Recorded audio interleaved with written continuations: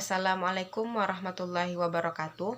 Perkenalkan, nama saya Anissa Ardianisga, mahasiswi program studi Pendidikan Guru Sekolah Dasar, Fakultas Keguruan dan Ilmu Pendidikan, Universitas Riau. Baiklah, di video kali ini saya akan membahas materi tentang gas rumah kaca. Baiklah, kita akan masuk kepada materi yang pertama, yaitu pengertian dari gas rumah kaca. Setiap hari, aktivitas yang dilakukan oleh manusia tidak pernah lepas dari kebutuhan atas sumber daya energi. Seluruh aktivitas tersebut juga akan mengeluarkan emisi gas buang yang berasal dari hasil olahan sumber daya energi tersebut. Kondisi pada saat ini, manusia sedang mengalami masa perkembangan teknologi yang sangat serius, sehingga konstruksi berskala besar dilakukan di mana saja dan seringkali disebut sebagai masa di mana polusi terjadi dalam tingkat yang sangat besar. Meskipun berkat adanya kemajuan teknologi sudah membuat industri dan otomotif menjadi jauh lebih berkembang dan tidak mengeluarkan polusi yang sebesar dulu. Namun, kita masih tetap merasakan sebuah kondisi polusi yang sudah menjadi akumulatif sejak dulu. Polusi yang berakumulasi dalam jumlah yang banyak bisa menimbulkan sebuah kondisi yang bernama gas rumah kaca. Akhir-akhir ini, kita sering merasakan kondisi udara yang sedikit berbeda dari sebelumnya. Contohnya, ketika kita bangun pagi, bukan udara yang sejuk dan menyegarkan, tetapi malah merasakan situasi udara yang panas dan gerah. Kondisi itu merupakan kondisi yang salah satunya disebabkan oleh efek rumah kaca, apalagi di kota-kota besar saat ini yang semakin penuh dan padat. Efek rumah kaca tidak bisa terjadi tanpa adanya gas yang terperangkap di dalam atmosfer tersebut. Gas yang bisa menimbulkan kondisi tersebut dinamakan dengan gas rumah kaca. Jadi, gas rumah kaca merupakan gas yang berada di atmosfer yang menyebabkan terjadinya efek rumah kaca. Di sini saya akan menjelaskan proses terjadinya efek dari rumah kaca. Silahkan disimak ilustrasi berikut. Jadi, ini misalkan gambaran dari bumi kita. Lalu ada matahari yang memancarkan radiasi atau panas ke permukaan bumi. Nah, sebagian dari radiasinya itu diserap oleh permukaan bumi dan sebagian lagi akan dipantulkan. Jadi, yang dipantulkan inilah yang terperangkap oleh polutan atau oleh gas rumah kaca.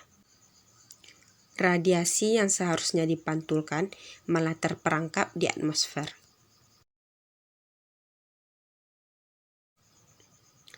Oleh karena itu, peristiwa ini disebut dengan efek rumah kaca.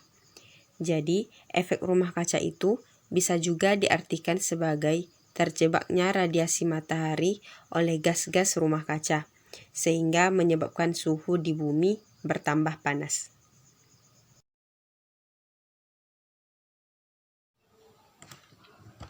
Nah, apa aja jenis-jenis dari gas rumah kaca? Rumah kaca ini ada yang timbul secara alami dan ada juga yang timbul akibat aktivitas manusia. Gas rumah kaca yang timbul secara alami biasanya berasal dari letusan vulkanik, pernapasan, dan hasil ekskresi hewan hingga pembakaran berbagai material organik seperti tumbuh-tumbuhan. Gas rumah kaca sendiri ada banyak ragamnya. Beberapa gas rumah kaca yang bisa menimbulkan efek dari rumah kaca jika jumlahnya terlalu banyak antara lain. Yang pertama yaitu uap air. Merupakan salah satu gas rumah kaca yang sudah ada dan timbul secara alamiah. Uap air ini merupakan salah satu gas yang bertanggung jawab dalam menimbulkan efek rumah kaca karena konsentrasi jumlahnya yang banyak dan selalu berfluktuasi secara regional. Yang kedua ada CO2 atau karbon dioksida.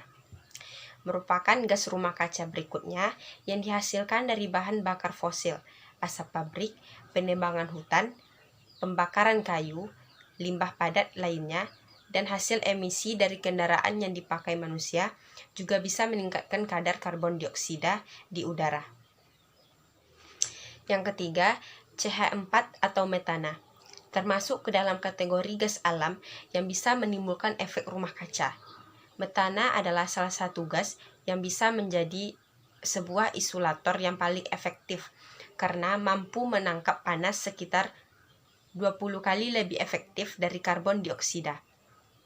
Jika gas metana yang dihasilkan oleh batu bara dan minyak bumi terus meningkat, maka dapat dipastikan suhu permukaan bumi akan meningkat secara drastis. Gas metana juga bersumber dari pertanian, kotoran hewan, pertambangan, dan pembusukan limbah.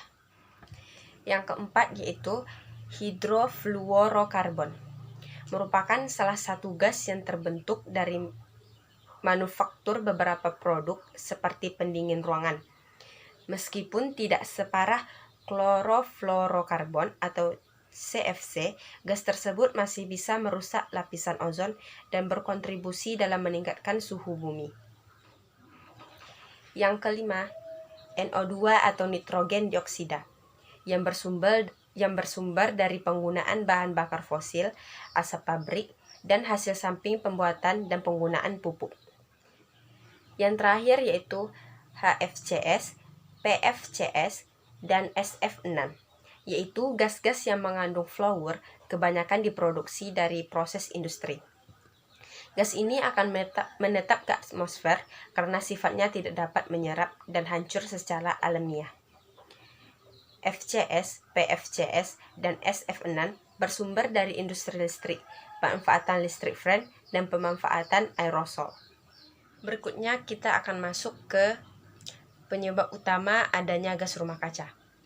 Gas rumah kaca memang merupakan sebuah efek yang bisa terjadi secara alamiah karena banyaknya faktor alam yang bekerja.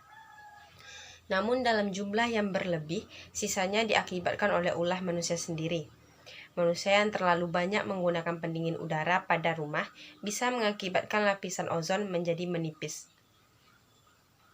Gas yang terdapat di dalam pendingin udara tersebut sangatlah mengganggu kondisi atmosfer dan bisa dibayangkan jika terlepas menuju udara dalam jumlah yang sangat banyak.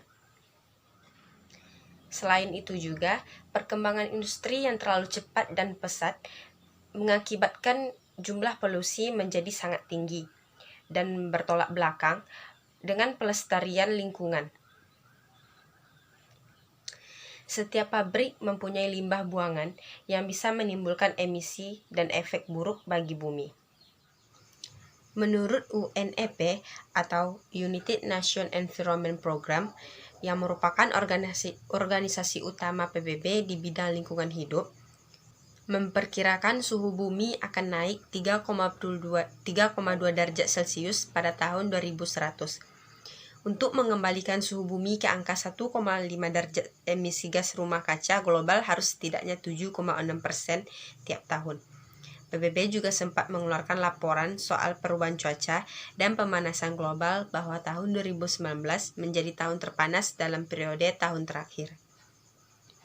Iklim periode ini diperkirakan naik 1,1 derajat Celcius di atas era pra-industri, yaitu antara tahun 1850 sampai 1900-an. Laporan PBB pun menemukan bahwa gelombang panas adalah cuaca paling mematikan pada periode 2015 sampai 2019 yang mempengaruhi semua benua dan membuat rekor suhu nasional baru. Musim panas pada tahun 2019 yang termasuk bulan terpanas yang pernah tercatat. Pada bulan Juli di tahun yang sama juga terjadi kebakaran hutan yang belum pernah terjadi sebelumnya di Kutub Utara. Apa sih fungsi dari gas rumah kaca tersebut? Segala sesuatu yang berlebihan memang akan menimbulkan sebuah efek yang sangat berbahaya. Begitu pula halnya dengan gas rumah kaca. Apabila gas tersebut masih berada dalam batas yang wajar, maka bisa membawa manfaat baik bagi bumi. Gas rumah kaca dalam batas yang wajar akan memberikan sebuah efek penghangat bagi bumi. panas matahari bisa tertahan oleh gas tersebut dan membuat kondisi menjadi nyaman untuk manusia. Bisa dibayangkan jika gas tersebut tidak ada sama sekali dan panas dari matahari langsung dipantulkan dan tidak ada yang tertinggal di dalam atmosfer. Kondisi bumi sudah pasti akan mengalami penurunan temperatur yang sangat drastis dan menjadi tidak bisa untuk ditinggali. Dalam jumlah yang berlebih, gas rumah kaca tentunya akan mengakibatkan dampak yang negatif bagi keberlangsungan manusia di muka bumi ini. Kondisi gas rumah kaca yang sifatnya tidak bisa hilang membuat kondisi permukaan bumi menjadi tidak stabil dan bisa menimbulkan dampak negatif. Contoh dampak negatif dari gas rumah kaca yang bisa timbul apabila jumlahnya berada melebihi batas, yaitu yang pertama, ketidakstabilan iklim. Apabila gas rumah kaca menjadi terlalu banyak, otomatis menyebabkan iklim menjadi tidak stabil. Suhu di bumi ketika memasuki musim kemarau maupun musim dingin menjadi ekstrim dan bahkan bisa menyebabkan musim akan mengalami pergeseran apabila gas tersebut sudah berada dalam level yang berbahaya. Yang kedua, meningkatnya permukaan air laut. Dikarenakan suhu yang meningkat, otomatis membuat permukaan es pada kutub dan gunung es bisa menjadi cair. Dengan banyaknya es yang mencair, bisa mengakibatkan meningkatnya permukaan air laut. Kondisi ini tentunya bisa menimbulkan banjir pada wilayah yang lebih rendah apabila tidak segera diatasi. Yang ketiga, meningkatnya suhu secara global. Gas yang terlalu banyak berada pada atmosfer menyebabkan panas dari matahari tidak bisa keluar dan terus terperangkap di dalam bumi. Kondisi efek rumah kaca ini mengakibatkan suhu bumi secara global akan mengalami peningkatan dan ekosistem dari bumi akan sangat terganggu apabila suhu terus mengalami peningkatan secara drastis. Karena kondisi gas rumah kaca yang sudah semakin tebal dan meningkat secara pesat, membuat banyak orang yang akhirnya sadar bahwa kondisi tersebut tidak boleh dibiarkan terlalu lama. Jadi, hal yang dapat kita lakukan adalah sebagai berikut. Cara yang dapat kita lakukan yang pertama yaitu mengurangi penggunaan kendaraan pribadi. Dengan mengurangi penggunaan kendaraan pribadi, berarti kita juga mengurangi jumlah polusi dari hasil pembakaran mesin bermotor. Kita dapat menggunakan transportasi kendaraan publik agar sekaligus bisa mengurangi kadar emisi yang ada. Cara kedua dapat dilakukan dengan membatasi penggunaan pendingin udara atau AC di rumah. Seperti yang kita tahu bahwa pendingin udara membutuhkan suatu gas yang disebut CFC atau chlorofluorocarbon. Maka dari itu kita perlu berhati-hati ketika sedang mengisi gas pendingin udara agar tidak terjadi kebocoran yang bisa berakibat fatal. Cara yang ketiga, dengan efisiensi penggunaan listrik. Cara yang dapat kita lakukan adalah dengan mematikan lampu yang tidak digunakan atau di siang hari, serta mencabut alat elektronik yang tidak digunakan lagi. Cara keempat, mengurangi penggunaan botol plastik serta sedotan plastik secari pakai. Untuk melakukan hal ini, kita dapat mengganti dengan botol serta sedotan yang dapat digunakan ulang serta ramah lingkungan. Kemudian cara kelima, yaitu mengelola sampah. Pengolahan sampah rumah tangga serta limbah pabrik dapat dilakukan dengan mengelola sampah menjadi kompos dan memisahkan sampah organik dan anorganik. Nah, cara yang terakhir yaitu melakukan reboisasi. Melakukan reboisasi merupakan langkah nyata untuk menyeimbangkan kadar gas CO2 di lapisan atmosfer. Karena pohon dapat menyerap gas CO2 untuk melakukan proses fotosintesis dan tidak melepaskan oksigen ke udara. Nah, itulah tadi video penjelasan tentang gas rumah kaca dari saya. Apabila ada kesalahan, saya mohon maaf. Assalamualaikum warahmatullahi wabarakatuh.